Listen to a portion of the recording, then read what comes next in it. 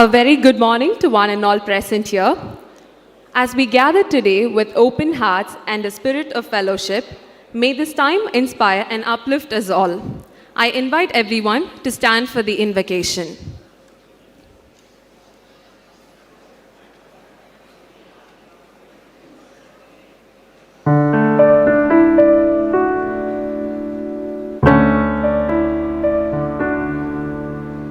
वन्देऽहं शारदां विशारदां ज्ञानदां वरदां वन्देऽहं शारदां विशारदां ज्ञानदां वरदां वन्देऽहं शारदां विशारदां ज्ञानदां वरदां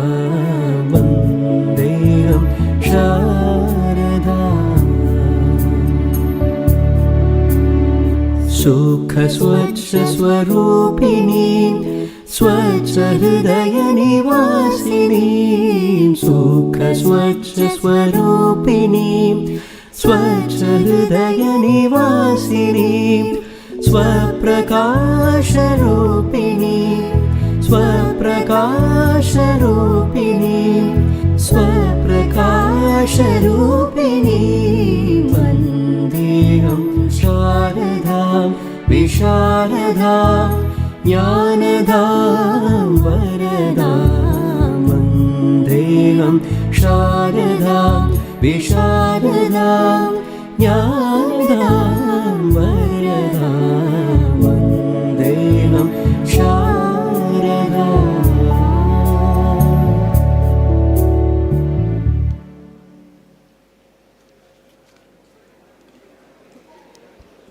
If day 1 sparked the excitement and day 2 built the momentum, day 3 is where Titanium 2026 rises to its grand crescendo.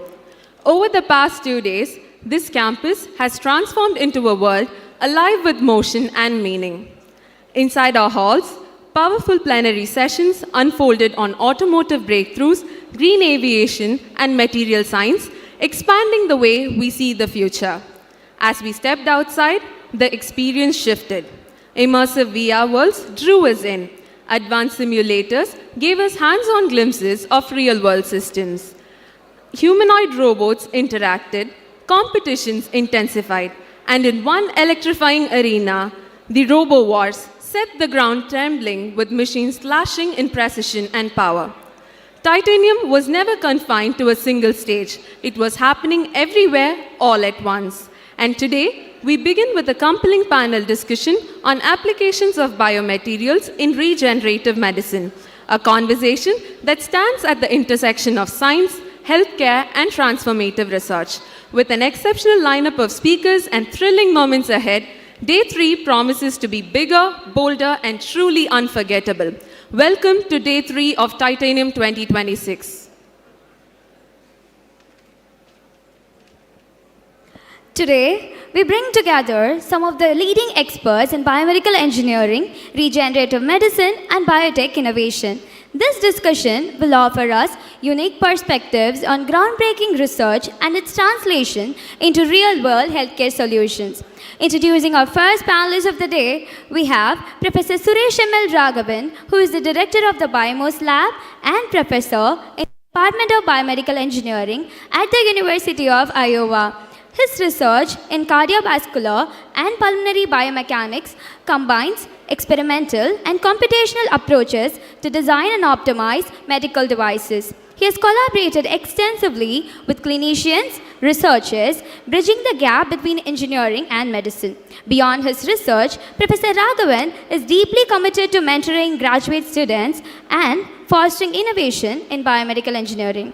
He has published numerous research papers, contributed to international conferences, and continues to inspire the next generation of engineers. We are very glad to welcome you to the panel, sir.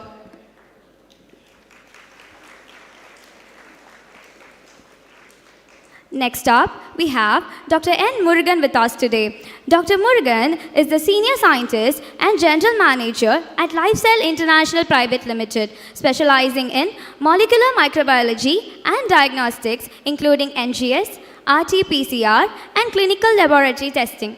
His contributions have advanced reproductive healthcare diagnostics and infectious disease testing while maintaining high standards of laboratory quality and compliance.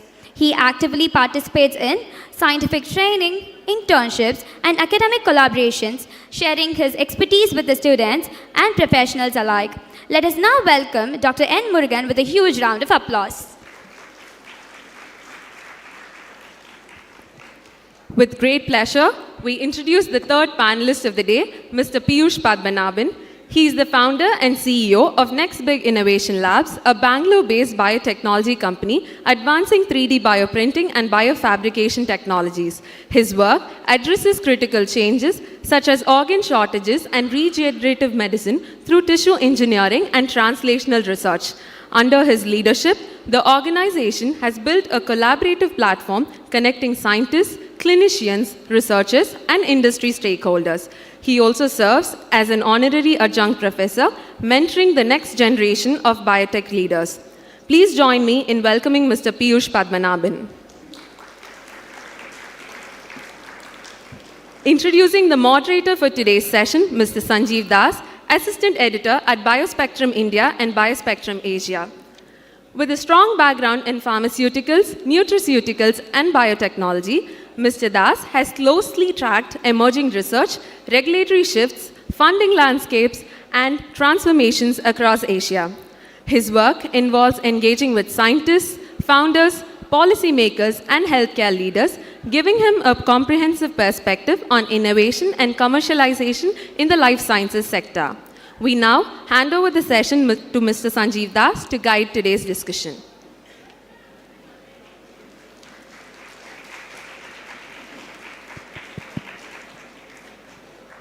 Yeah, good morning, RDC. Good morning. Yeah.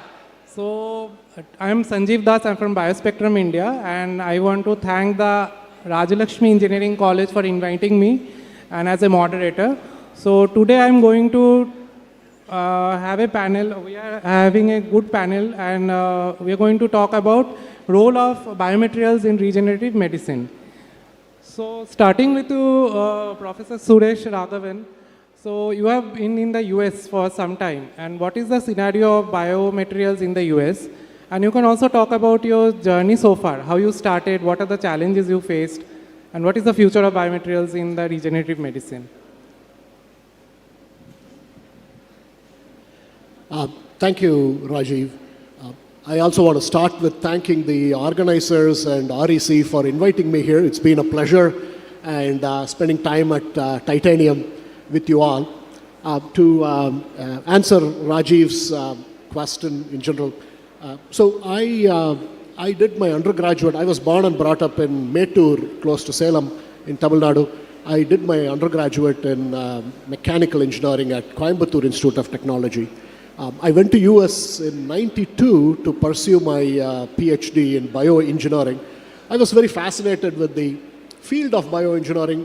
I enjoyed the fact that it is a field that brings together ideas from various aspects of engineering to apply to medicine. And it seemed to sort of appeal to me from the very beginning. After my PhD, I took a career in academia. I've been working as a professor for the last 26, this is really my 26th year as a professor at the university. And in this period, there have been a few areas of great interest to me. I'd like to say that we run a lab where we are developing tools for plumbing the human body. Like pipes in our homes, the pipes in our bodies need plumbing as well. And in my laboratory, the students and the medical fellows, these are practicing doctors who do research in my lab. What we do is we leverage ideas from various engineering fields, mechanical engineering, chemical engineering, polymer chemistry, material chemistry, I should say, and some electrical engineering as well. We borrow from these fields to develop tools that could be used for plumbing the human body. And today, with the relevant to the topic of today's session in regenerative medicine, we've developed some biomaterials that could be used for developing artificial heart valves and artificial arteries for heart bypass surgery and things like that. And these are things we'll talk about as well as we go. I do think in terms of, to answer your question, Rajiv, I think I wanted to give some context to that. Partly what interested me was the fact that this is a field where breadth is, we think in terms of breadth. We want to bring in various fields to apply to medicine. I mean, the human body is not compartmentalized into a mechanical engineering part and an electrical engineering part. The mechanical engineering and the electrical engineering and the chemistry are all working in unison in the body. And it appealed to me that that's an area that sort of thinking broadly across engineering disciplines is an important aspect, and that sort of appealed to me. But therein also lies the challenge as well, to answer your question, Rajiv, that the challenge tends to be, and this is a burden of those of you who are in biomedical engineering and biotechnology and fields like that. The burden is that it requires lifelong learning. You are never going to be the deep expert in any one field, but you would be an expert you want to strive to be an expert that can bring together this interdisciplinary space. And that is a challenge in itself because it requires lifelong learning. There is no end to stopping it.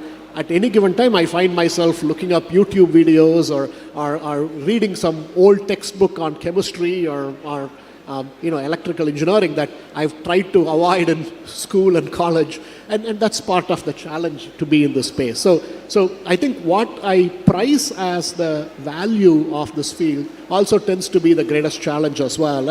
And fortunately, I've tried to navigate it over time and keep up with it. But I think that is the challenge to be thinking about. Yeah. Thank you, Mr. Raghavan. So my next is I am asking Dr. Murugan, like how lifestyle came into being, like how it all started. So you can tell the students like what made you come up with this lifestyle thing, and how is the journey so far? How has been the journey so far? So good morning to all present here. I also want to thank Rajalakshmi Engineering College Management and Dr. Arun Kumar for inviting me and the department. And I am surprised to see the crowd on February 14th. Thank you for visiting us. So I am Dr. Murugan from LifeCell. So LifeCell started in 2004 for stem cell storage. So when a newborn baby is born, the stem cell can be stored that can be used for any genetic disorders in future. My company founder is Mr. Mayur Abaya. He has done MS from US. Once he come to India, his wife is pregnant. So he want to store his baby's stem cell to be stored in India. But in 2004, there is no such company in India. So he started the company. So that's how the LifeCell started. Because of his son, he started a company to store his first stem cell storage. And now we have stored around 75,000 stem cells stored in LifeCell in the last 20 years. After 2017, we moved into further expansion of LifeCell into diagnostics and biologics also. So diagnostic wise, we are doing whole genome sequencing, whole exome sequencing, and various NIPT, non-invasive prenatal testing, karyotyping, cancer biology, cancer diagnosis, human genetic disorder diagnosis to basic test also. So I am taking care of infectious disease division, where I have developed a new test in India. We are the first people to diagnose a test for fertility. Infertility is a major problem in India, where infection also a reason for infertility that is being neglected by the clinicians. So we developed a panel through RT-PCR for infection, that is infertility for DICE panel, and that made almost 14,000 patients in India being tested, and 3,500 patients positive, and almost 2,000 patients get pregnanted after that test and report. So that made a successful outcome from our research. And right now, today's topic on biomaterial, we are in LifeCell not only doing these tests, and we are also producing amnion membrane. So when a baby is born, you may see my slides. So when a baby is born, the amniotic membrane will be there. Placenta will be there. Actually, that is the only organ in the world which is temporary in a human being. The placenta is being produced when a woman is pregnant, and the placenta is being disposed after the delivery. But that placenta is being used as a wasted like biomaterial and just wasted in a dustbin in a red color bin or yellow color bin. But that placenta has an enormous effect for a various biological work. So we use that placenta from donors. So we request that the people who are going for a delivery, we request their placenta, and with their consent, they provide their placenta for us to a live cell. When they give stem cell storage, they give the placenta together for the sample collection. So that placenta we use, we dry it, we do various procedures which has various biological activity that helps in treating various diseases, especially like corneal ulcers. For corneal ulcer, when they use a cornea transplantation treatment, if they use this amnion membrane, that gives a biological effect where it also acts as an antibacterial, cytokine production, immunological regulatory. Since the placental membrane has low immunogenicity, it doesn't give any rejection. That's why it is very often used as allograft, where it can be used to anyone. Doesn't mean only the concerned person has to use the biological material. This placental membrane can be used for anyone in the world. That how we are doing a research, and that made a success for many wound care treatment, surgical renovations. You can see what are the activities it has. It has antibacterial, anti-scarring activity, angiogenesis, anti-cancer activity. It promotes epithelialization, and it also directs tensile mechanical properties. So such properties are there with the placental membrane, which has been wasted. Almost in the decades, you can see in the operation theaters, if you go to a government hospital, a day you may see 100 to 200 deliveries, and 100 to 200 placenta being dumped into a waste only. But now that is being used for a diagnostic, for a treatment purpose, which saves many lives. Next slide, please. So why amnion? Because it has the absence of HLA antigens. That antigen promotes the immunogenicity, which leads to a rejection actually. But this placental membrane lack of the HLA ABC, HLA type 1, but it has type 2 HLA. So the presence of immune privilege is there for this placental membrane. Next slide.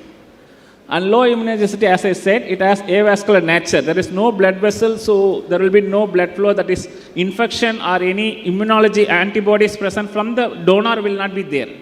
Hence, it is highly useful for the treatment purpose. And when we do processing, the cryopreservation, we don't use just directly the placenta. Next slide. We do set of procedure. So all these procedures being carried out, we screen the mother blood for any infection. They have HIV, hepatitis B, hepatitis C virus, and many other sexually transmitted disease viruses are there in the mother's blood. We screen. We don't just use the placenta just like that. We screen the mother, and then the placenta, even the baby, the cord blood samples also being screened for these infections. Hence, we are ruling out that there is no infection in this placental membrane that can be used for a treatment purpose. So this is the actual picture. You can see the placenta, how it looks. And when it is been treated, it will be looking in this way, and this is the final product. From this membrane, we go for a commercialized product. And this is our lab picture, how we process the biosafety cabinets, what are the equipments we have in the lab. Next slide. So as I said, the birth tissue derived biologics has a very good effect, epithelial layer, spongy intermediate layer. You can see the layers has amnion plus chorion plus amnion. This multiple combination has multiple effects on various treatments. That's how we produce various treatment methodology, as well as we do injectable gel also. We micronize this membrane into a powder form that can be used directly into a particular location for a better outcome. Next slide. So these are the equipments in the lab. Next slide.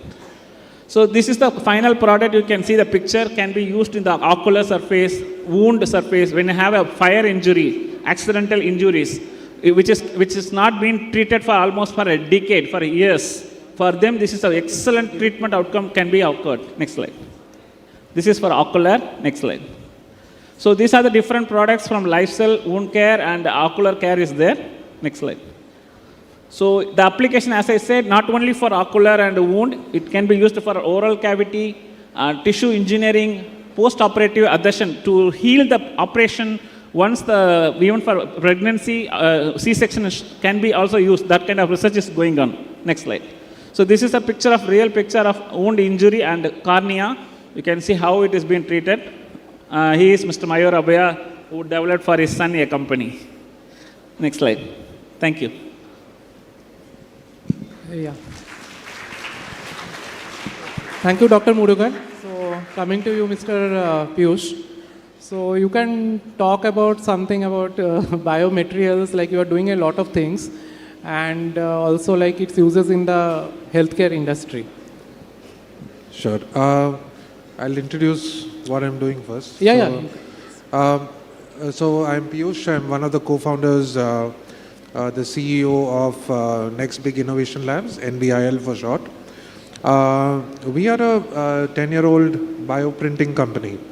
So a lot of you might have questions on what bioprinting is. So it's a lot of you would have seen 3D printing. Raise of hands. Who all have seen 3D printing? Okay, great. So basically, bioprinting is, instead of using plastics in a 3D printing process, you use biomaterials and cells, and you print this in a three-dimensional format to form, tissues, smaller tissues that can be used for applications in, say, industry or even in a clinical aspect. So what we do is we build this technology from the ground up. We call it Trivima Bioprinters. We started the company in 2016. Initially, we were working internally for bioprinting the human skin. So we were printing the top 2 layers of the human skin as an alternative to animal testing for testing cosmetics. So we didn't want mice, rabbits, all of these to actually be tested upon. A lot of testing that goes on with these animals. So we were building the skin as an alternative for that. We raised initial funding of about 2 CR in total, for both from government and private entity, to actually build out this entire technology. And then COVID hit us, and we had to flip the script. So the funding stopped from the government. So we as a company switched, saying that, a lot of people are actually looking for our technology. And so what we did was we commercialized the technology. We had 3 patents in the space. So we thought, the best thing for us was to actually develop the technology from the ground up and, commercialize it. So we called it Trivima. Trivima in Sanskrit means 3-dimensional. That's where the name comes from. And we built out this technology, commercialized it across India, South Korea, and the Middle East region. What we also do is we invest in certain projects that have a good application, where bioprinting can be used for a more clinical application, where it can be used for patients' well-being, or where it can be used in specific surgical applications. An important component of bioprinting is the biomaterials. So there's a lot of biomaterials that are presently available in the field of bioprinting, and a lot of it is developed from outside India. So what we thought was, what's happening within India, because in a lot of research labs, there are a lot of people who are developing biomaterials specifically for clinical applications, say for bioprinting the bone, bioprinting the cartilage. If you're looking at bioprinting the cornea, liver, there are a lot of different applications that people are looking at. And that's where, we see that when researchers are developing this technology, the translation of this technology is not happening. So that's where we started looking at, okay, how can we translate the technology? So we started working with professors. We started seeing, okay, which are these biomaterials that can actually have good research validation and applications. And that's when we started looking at translating biomaterials from the research lab into industry. So if you look at the Indian scenario as such, we are focusing as a country, having spent the last decade, what I'm seeing is, initially we started with importing a lot of the biomaterials. Then we started looking at local resources. We started looking at silk. We started looking at making hydroxyapatite here. Tata recently set up an entire plant just for hydroxyapatite. So there are so many things that is happening now within the nation. So if you're looking at all of this, there is so much that is now happening within the country. We have removed the dependence on imports. And right now we are moving towards that Atmanirbhar goal. So I see that is happening in the biomaterial space as well. So we are trying to push the needle in that direction, saying that, these biomaterials don't have to be imported from outside when we have the capability and we have the resources as well in India to actually do it. So that's where, our focus as a company lies. And we are looking at how we could also take bioprinting as a technology to a more clinical standpoint, where it can be applied in a surgical setup. So that's an overarching goal of what we are trying to do. I'll delve a little more deeper. This is just a short introduction, but I'll just delve a little more deeper as we are going. Yeah, so you can talk with the students later. I mean, if sure. Because we have a limited time also Sure. to finish. So thank you, Mr. Piyush. So coming back to you, Professor Raghavan. So you are from University of Iowa. So what is the current scenario of biomaterials or like 3D bioprinting in the US market? Like, what are the advances? What are they looking out for maybe in 10 years down the line? Thank you, Rajiv. So to answer before I answer your question, it might be worthwhile to add some context to it. I wouldn't call myself an academic expert in regenerative medicine, but I have had exposure to it at a larger picture. A biomaterial we developed was patented and we licensed to a medical device company. I serve on the scientific advisory board of a company which is developing that biomaterial further into a regenerative vascular graft. A vascular graft is an artificial artery, and so I've had perspective, the sort of larger picture, application level perspective on it as I watch the company go through its process. It's now in clinical trial phase, but also to answer your question, I should add, we should sort of define what is regenerative medicine. And regenerative medicine, you could think of, and perhaps many of you are familiar with the idea, perhaps some of you aren't.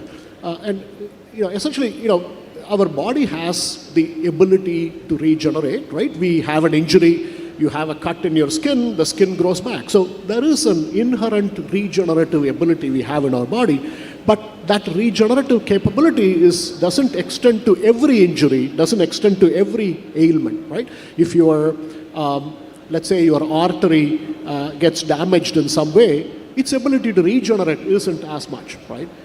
So the idea of regenerative medicine is the notion, especially from a biomaterial perspective, is to say, can we somehow augment, can we come up with constructs that would allow us to leverage the body's natural regenerative capability in order to recreate organ systems, right? So this is the essential bigger picture way of framing that area. The promise of regenerative medicine has been around for some time. When I was a PhD student, I was convinced that in 2 decades, we'll be growing all these organs in the body based on, the sort of tissue engineered regenerative constructs. I don't think it has quite come to fruition at that level, though over time we have been making the sort of progress, step-by-step progress, and understandably so, because it is the body, the biology and nature doesn't give up its secrets that easily, and we have been making this progress over time.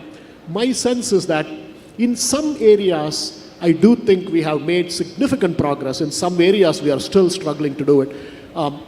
One example of an area where the sort of biomaterials for regenerative medicine has made significant progress would be in skin tissue engineering. And there are reasons for that. Skin is a place where we can afford to make some mistakes and still get away with it. And that allows us to be able to make progress at some level. Another example would be cartilage tissue engineering. That too is an area where we have made a good amount of progress in regenerative medicine. In those two areas, we have gone past the clinical trial phase, and there are products out there in the market that could be used in the clinic. The adoption, though, has not been as great as one would expect, but these are early stages. I think the field is looking to see whether there is adequate evidence of measurable, clear clinical outcomes, and so that's where it stays. There are other areas in my own area, which is cardiovascular medicine. There has been a lot of interest, and as I said, I serve on the scientific advisory board of a company that is very much in that space as well. A lot of very exciting progress is happening in that, and so but it is one of these things where the risks are so high in the cardiovascular space. There needs to be a significant sort of an incremental show of evidence before it will come to fruition. But that's where we stand there. One area where there is a lot of interest is in pediatric heart valve tissue engineering. This would be a heart valve prosthesis for infants and toddlers, where tissue engineering and regenerative medicine may well be the only way it could be effective, because you can imagine artificial heart valves implanted in, say, an infant or a toddler. Well, there is a lot of growth in the body, and so within a year you might have to go back and replace it with a larger heart valve. So that's a major challenge. The promise of regenerative medicine there is that you could, in essence, come up with a scaffold, a construct that starts out as an artificial valve but degrades over time while allowing for the natural tissue to form and essentially replace it so that it can grow with the body of the patient and so forth. So there are a lot of places where we have a lot of interest in this, and there is clear progress, no question about it. But in many places, regenerative medicine hasn't still come to fruition, but we are in that exciting phase where there is a lot of hope, and we'll just have to wait and see. Thank you, Professor Raghavan.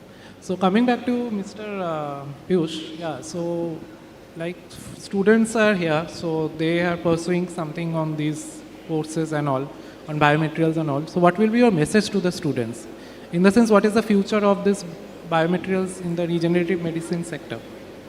Yeah, just to, I think if I'm talking directly to the students, I would say, the field of biomaterials is quite interesting. You can look at approaching it in two ways. You can look at approaching it from a clinical perspective, where you are developing the biomaterials specifically, like Dr. Raghavan is doing, more looking at a clinical standpoint, or you could look at it from a, more of an industrial application perspective as well.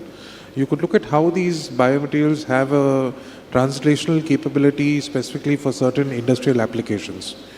But more importantly, I think, looking at different techniques of fabrication. Bioprinting happens to be one of them. But there are so many different technologies where you can use these technologies, with the current day and age.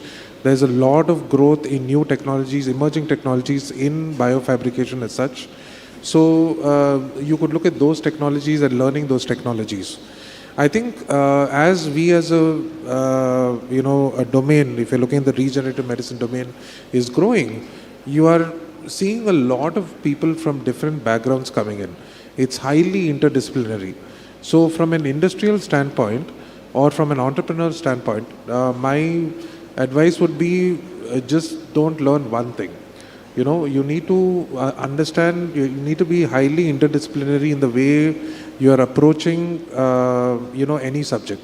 So the same goes for biomaterials as well. So if you're looking at biomaterials as such, you have to look at the different fabrication technologies that are there to actually make those biomaterials have a good application for, say, regenerative medicine or even an industrial application.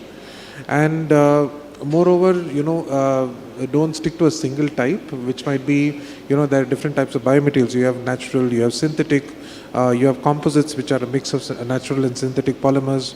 So it depends upon what kind of biomaterials you're working at, and specifically what kind of tissue you're looking at. And based on that, you also have to learn the technology that goes into translating this biomaterials for regenerative applications. Thank you, Mr. Piyush. So coming back to Dr. Murugan, how do you see the future of biomaterials in regenerative medicine in India? I mean, our PM has already given some 2047 and vision. So how do you see the growth in 10 years down the line or till 2047? Yeah. So this group is mixed of not only biotech students, there are various other engineering students are here.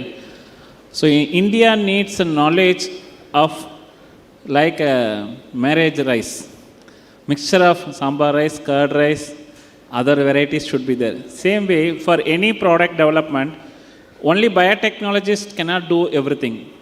So as he said, biomaterials instrument development needs mechanical engineering knowledge. But the purpose will be provided by the biotech student. And the design can be done by another technology. So it's like a friendship. You would have multiple friends, even though you are different departments. Rajalakshmi Engineering College students will have some group friends from various departments, from hostels, some bus friends like that. So same way for any development, we need to have a combined knowledge of various departments.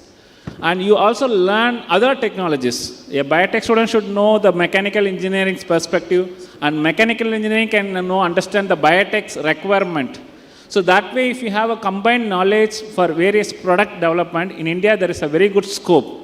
We are now in the verge of going to the next level where we need to be a competitor for Dr. Suresh. He is from US, although he is from Chennai, Tamil Nadu guy only. But right now, he is our competitor. So he is producing from US. We need to make the product which he has developed, for example, 1 lakh. For him, 1 lakh is nothing. For Indians, it is big cost. Right? For him, it is just $1,000. For us, 1 lakh. But the same product which is there in the other country can be manufactured in India with our own technology, then the cost will become just 1,000 rupees. That is affordable to India, affordable to Indian patients. We should think about our Indian society and our population, the requirement. Accordingly, we can make whatever the best we can do. We have very good knowledge. And you people are there, your staff members are there who develop you, make you strong engineers. So with your intense knowledge, if you produce various products for biotech as well as other departments, it will be very good. Before to that, you should know the combined knowledge development and what is the demand requirement in India. The demand for what is there, if you understand that, then accordingly you can choose your field and you can go into and you can flourish in that. Thank you. Thank you, Dr. Murugan. So my question to you for Professor Raghavan, now this is the age of AI. Now we are talking about AI and a lot of things are happening, some positive things, some negative things. Some are saying we are going to lose a job and also a lot of things are happening. So how is AI going to play a role in this biomaterial sector?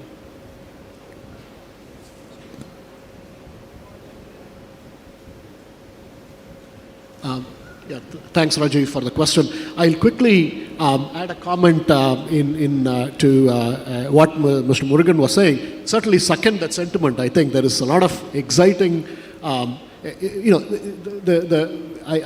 see a lot of exciting work going on in India, and I think the future is bright. I think there's going to be a lot of great innovation that's coming, and not least of it from companies like yours. So thank you for that.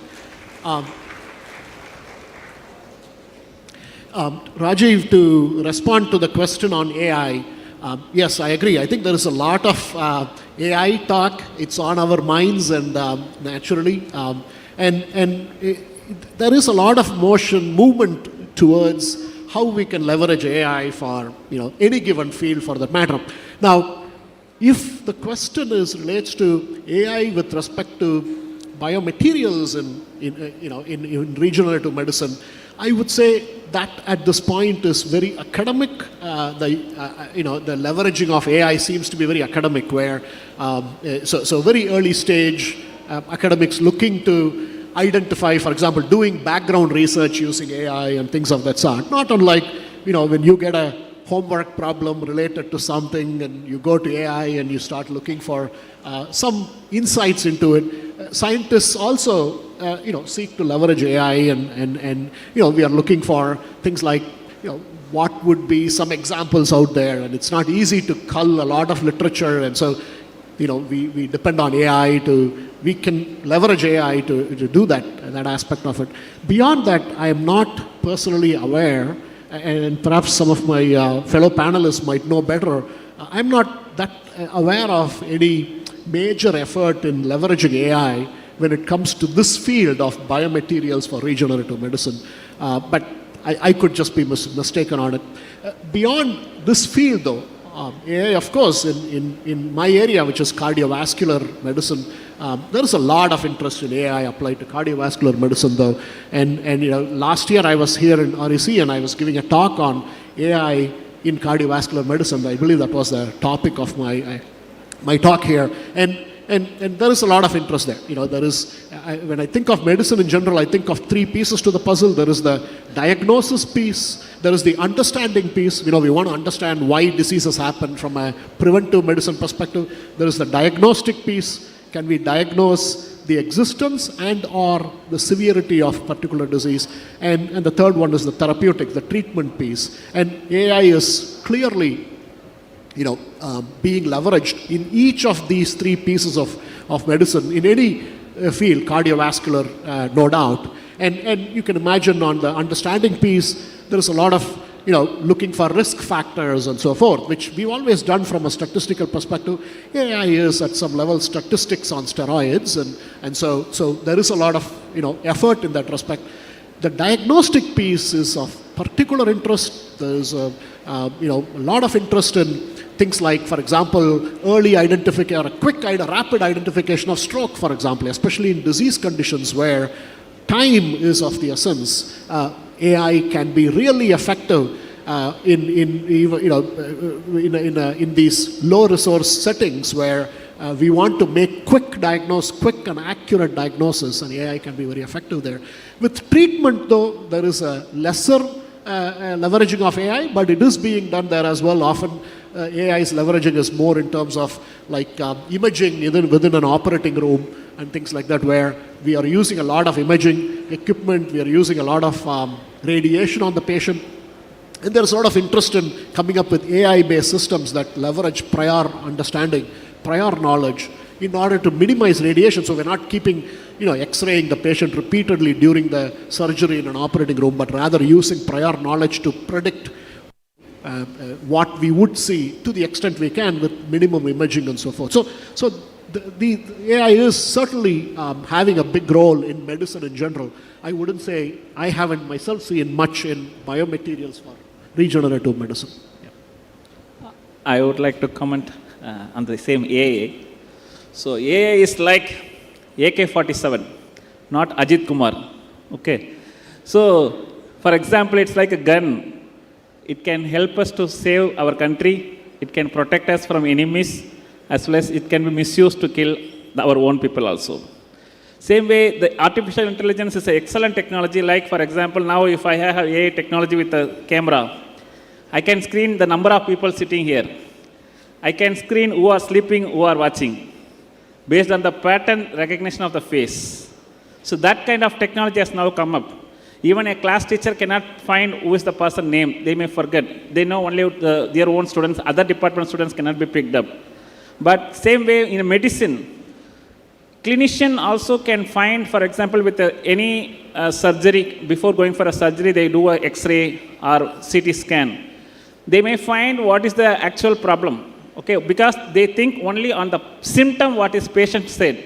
For the symptom, they check for the test. For example, ultrasonogram, where for a pregnancy woman or woman going for a hospital for any stomach pain, any issues, they only check for the symptom, whatever they said. But AI, if you provide that image, it finds all other issues also. And the next question is, what are the treatment suggestions can be done? What are the options to be followed further? Such informations are provided now, it is already there existing. So that helps the clinician also to reduce the time, and it makes them more intelligent. Technically, it makes them lazy. But another way, it gives them power to handle more number of patients. So such a way that AI in medicine is really very helpful. And AI can be used in various other technologies also, as I said, for camera, for picking the people. So it's how we're going to use in future. AI has very good scope for biotech as well as all engineering graduates. Thank you. Yeah, Mr. Piyush, like what kind of technologies you are using? I mean, AI or anything else you're Yeah, using? we are. So I don't know about you all, but we are actually. So we've been working with Microsoft from 2021, before ChatGPT and all of that. So we've been working with them on basically developing a real-time quality control system for our printer. So what we're trying to do is, if you look at any mechanical systems, you have, or if you look at any system as such, you have mechanical precision. We already have a patent for the mechanical precision in our bioprinters, so you have mechanical precision. We have achieved that. The next level is on the electronics front. You can push it so far. You can develop your own boards, you can write your own firmware, all of that. You can develop all of that. By the way, I'll just give us a quick background. I'm a biotechnology student. And from a biotechnology student, I had to go and actually learn, I had to lead a team that had mechanical, electrical, biomedical engineers. So I had to learn their language to talk to them. In the first 1 year of my company, went into that. But now I'm trying to learn and also implement, since the past 4-5 years on AI and ML. And I think that is going to be a journey that a lot of you will also take as you're moving forward. It's not just going to be, AI ML is there for, learning models, and, you can create these LLMs, which are really great. But we wanted to look at real-time use cases. So coming back to my point, you can have mechanical and electrical, precision with these instruments. But we had the question, how can we make this much more precise? How can we push the boundaries further? So we started working with Microsoft in 2021 to develop an AI model that specifically works on a feedback loop. So based on image recognition, millimeter to micron, that's what we are looking at, micron to millimeter, sorry. So with that level of extrusion that is happening out of the bioprinter, we are looking to correct it in real time within a span of a few milliseconds. So this correction has to happen within real time. So here we are involving the team from Microsoft and us have already developed the code, we have deployed it, and currently we are testing it out. But it involved software engineers, it involved mechanical engineers, electronics, and people who understand biomaterials and cells, right? So we needed so many different types of people to actually come in. So for us, we are looking at AI as an enabler, not for LLMs, but we are looking at it for real-time quality control. Now, industries have started using AI, they are utilizing AI for these kind of applications. And this is where the future of AI is going to be. LLMs are great, you can create your own AI for the country, all of that is good. But the real industrial applications, like Dr. Morgan was mentioning about, the application for doctors. So I know of a company we were discussing yesterday, Cure, where they are just from a CT or an X-ray, they are able to catch cancer for the lungs and breast cancer at very early stages. So this is just from a CT or X-ray. And, in a lot of instances, this has already been FDA approved. A lot of other companies also working on this. So it's been FDA approved and, CDSC approved. So right now there are applications like this where it's coming out in healthcare. So if I see the next generation of where AI would be applied, it would be applied in the healthcare space and would be applied in the industrial sector. So that's where I see the applications and how we are working internally with Microsoft on building our own AI architecture. So that's about it. Yeah, thank you. Thank you, Mr. Padma. So we have time or like we have to end? So students, so I think this was quite encouraging. I mean, these are the stalwarts who have been working in this field, biomaterial and regenerative medicine. So please be in touch with them so they can give you good advice and what to do. So struggle hard, that's all. So thank you all the panelists. Thank you Professor Raghavan, thank you Dr. Murugan, and thank you Mr. Piyush. Thank you.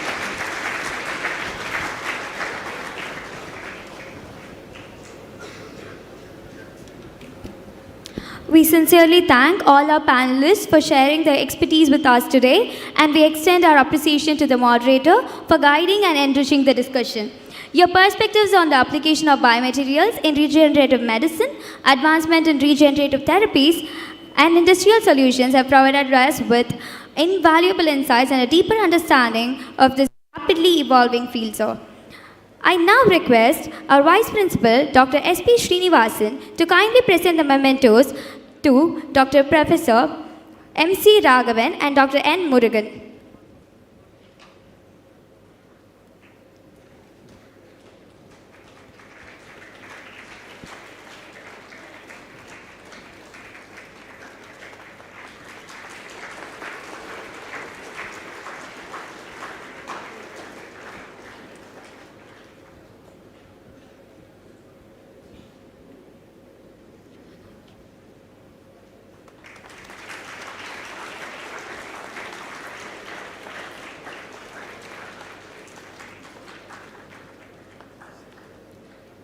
And now I call upon Dr. Johanna Rajkumar, Dean Biotechnology, to honor Mr. Sanjeev Das and Mr. Piyush Padmanathan.